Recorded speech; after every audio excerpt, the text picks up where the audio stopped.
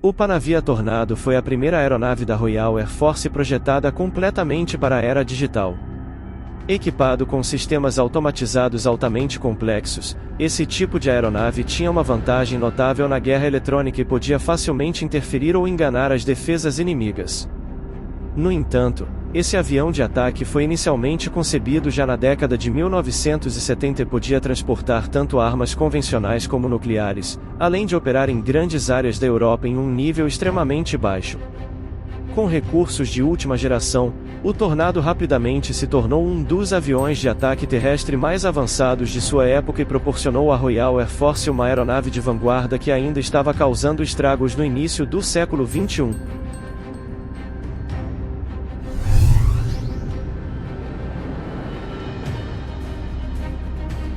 À medida que a década de 1970 se aproximava, a necessidade de um bombardeiro mais rápido e versátil do que o Vulcan se tornou prioridade para várias nações europeias.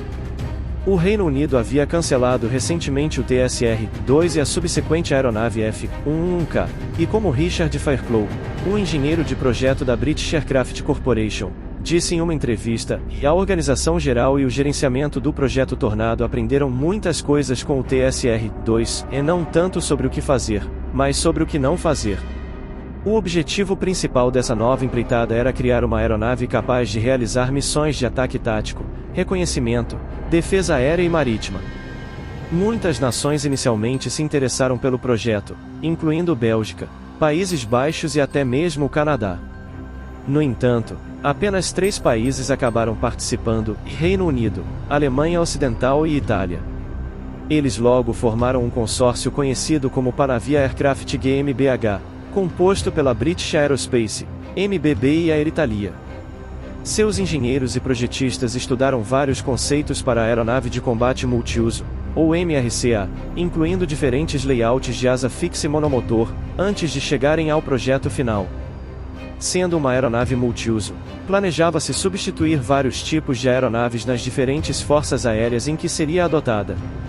Na época, a Guerra Fria exigia uma aeronave capaz de carregar armas estratégicas que pudessem ser lançadas com precisão. Ainda assim, como Roland Beaumont, diretor de testes em voo da British Aircraft Corporation, afirmou, toda a política do programa, esteja ela certa ou errada, era de apaziguamento em vez de confronto. Acho que provavelmente essa é a única maneira de fazer isso em colaboração internacional. Dito isso, o Tornado foi desenvolvido. Ele teve suas dificuldades no desenvolvimento, mas acabou se mostrando uma aeronave operacional brilhante.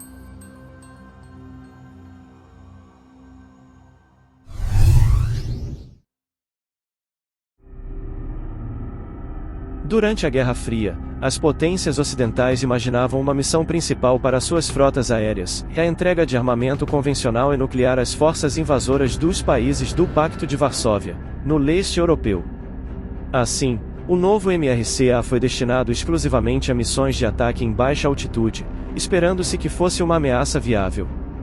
Como requisito, o Tornado deveria ter características sólidas de voo em alta velocidade e baixa velocidade, o que lhe permitiria atuar como uma aeronave de ataque supersônica em baixa altitude. Por isso, a aeronave adotou uma asa de geometria variável em vez de uma asa varrida ou delta típica. A ideia não era nova. Durante a década de 1960, projetistas aeronáuticos exploraram o conceito de combinar a manobrabilidade e o voo eficiente das asas retas com a velocidade das asas traseiras varridas. Pode-se dizer que seu propósito influenciou fortemente seu design. Além disso, o Tornado diferia significativamente de seus predecessores em termos de versatilidade multiuso e sistemas e aviônicos mais avançados, com seu revolucionário sistema fly-by-wire, que facilitava a carga de trabalho do piloto e o controle da aeronave. A primeira variante do Tornado, o caça-bombardeiro de interdição no ataque, foi a primeira aeronave militar europeia equipada com o inovador sistema de controle de voo fly-by-wire. O piloto de testes-chefe, Paul Millett, lembrou-se dos novos controles de voo como a maior novidade. Ele acrescentou que foi um grande salto no escuro controlar a aeronave puramente por meio de eletrônica. Quando você quer atingir alta velocidade, recolhe as asas. Isso reduz a área frontal e você pode ir muito mais rápido, além de melhorar a resposta a rajadas em baixa altitude. Com as asas totalmente recolhidas, você pode voar em alta velocidade sem sentir nada. É um ataque em baixa altitude extremamente eficaz, sem dúvida alguma.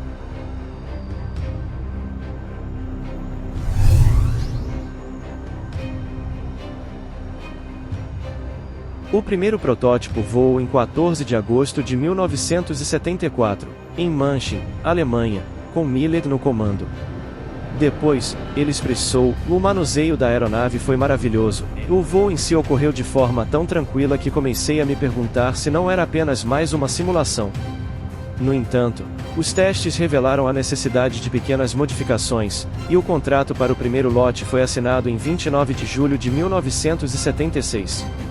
As primeiras entregas para a Royal Air Force e a Força Aérea Alemã começaram em junho de 1979, e o primeiro avião de produção voou em 10 de julho. No entanto, o primeiro Tornado italiano só foi entregue no outono de 1981. A abordagem padrão para a aeronave proporcionou benefícios logísticos, de treinamento e custos ao utilizar um único tipo de aeronave, e uma família de variantes de missão logo se desenvolveu. Esses modelos foram otimizados para diferentes funções, a fim de manter a eficácia de combate de um conjunto de equipamentos especializados. A versão principal, a IDS, foi projetada para ataque terrestre, mas também tinha capacidades de ataque a navios e de reconhecimento em altitudes extremamente baixas. Beaumont explicou: "O Tornado IDS foi projetado como um avião de ataque específico de baixa altitude, com a capacidade adicional de um sofisticado reconhecimento avançado. Portanto, sua filosofia consistia em alta carga alar, resistência estrutural robusta, velocidade muito alta em baixa altitude e ninguém se preocupava muito com o que acontecia em altitudes mais elevadas."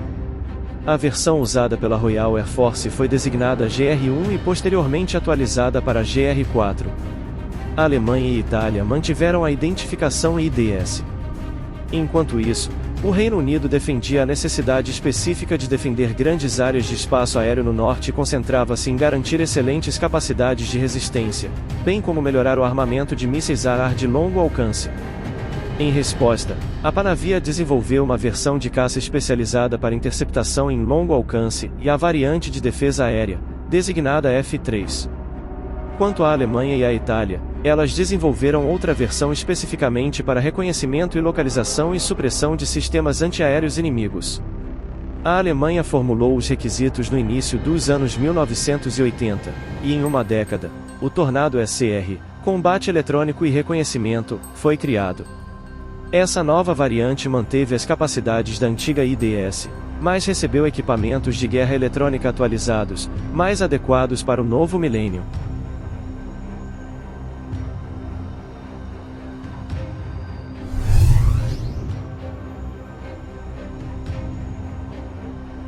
No início de sua vida útil, o Tornado transportava armas nucleares para uso contra as forças do bloco soviético.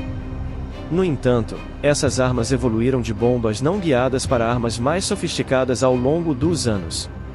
Autorizado a transportar a maioria das armas lançadas pelo ar no inventário da OTAN, o Tornado podia carregar bombas não guiadas e guiadas a laser, mísseis antinavio e antirradiação, além de muitas armas especializadas, como minas antipessoal e munições antirradar. Para aumentar a capacidade de sobrevivência em combate, o MRCA possuía contramedidas a bordo, como dispensadores de flare chaff, além de sistemas eletrônicos, como pods subalares. Ao contrário de algumas aeronaves americanas, como o F-14 ou o F-111, o Tornado apresentava pilones mecanicamente fixados em suas asas.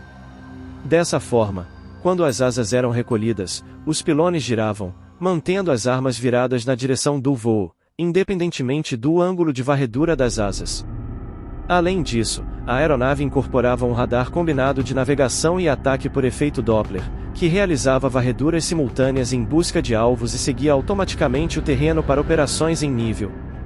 Suas capacidades de voo em baixa altitude, em todas as condições climáticas, sem a necessidade de interferência do piloto, eram realmente uma das vantagens centrais do Tornado. A cabine acomodava uma tripulação de 2 membros, um piloto na frente e um navegador atrás. Enquanto o piloto levava a aeronave para qualquer destino, o navegador atrás dele indicava o caminho. Inicialmente, ele consultava muitos mapas, mas depois foi atualizado para usar cassetes conectadas à cabine. Assim, a posição do navegador evoluiu para a de operador de sistema de armas. O chefe de design, John White, relembrou mais tarde que ele disse: "Bem, temos que gastar um pouco deste combustível. Podemos simplesmente descartá-lo ou podemos nos divertir." Então subimos para as montanhas Yorkshire, e ele disse: "Agora vou lhe mostrar o radar de segmento de terreno." Voamos sobre as montanhas a uma velocidade de cerca de 400 nós, a apenas 100 pés do chão. Tudo o que eu conseguia ver na minha frente eram rochas, urze, rochas, urze, rochas, urze, céu. Rochas, urze, rochas. Ele estava sentado lá na cabine da frente com as mãos na cabeça. Então, isso foi o Tornado em seu melhor momento.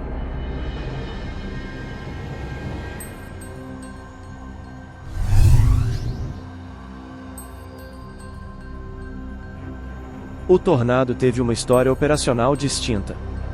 Com sua pintura original a rosa deserto, o GR-1 A Fox Killer realizou mais missões de bombardeio do que qualquer outro Tornado da RAF durante a Operação Gramby, em 1991, carregando enormes armas de negação de pista JP-233.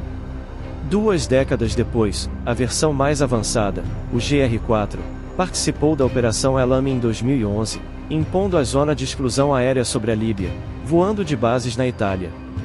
Essa versão aprimorada estava equipada com o lançador Brimstone, que permitia atingir alvos individuais, como veículos leves, com cada míssil. Apesar de ter sido inicialmente projetado para transportar armas nucleares, a aeronave da era da Guerra Fria acabou servindo em conflitos modernos, como Afeganistão, Iêmen, Síria, Bósnia e Kosovo. Vale destacar que a Força Aérea Real da Arábia Saudita se tornou a única operadora de exportação, além dos países originais. No total, foram construídas 990 aeronaves de todas as variantes, e a RAF aposentou essa lendária aeronave na primavera de 2019, celebrando-a com várias apresentações especiais. Ela foi substituída por variantes do Eurofighter Typhoon. Em última análise, o Tornado foi a espinha dorsal da Royal Air Force durante a maior parte de 4 décadas, sempre na linha de frente, onde quer que o serviço aéreo fosse. Obrigado por assistir ao Asas e Histórias.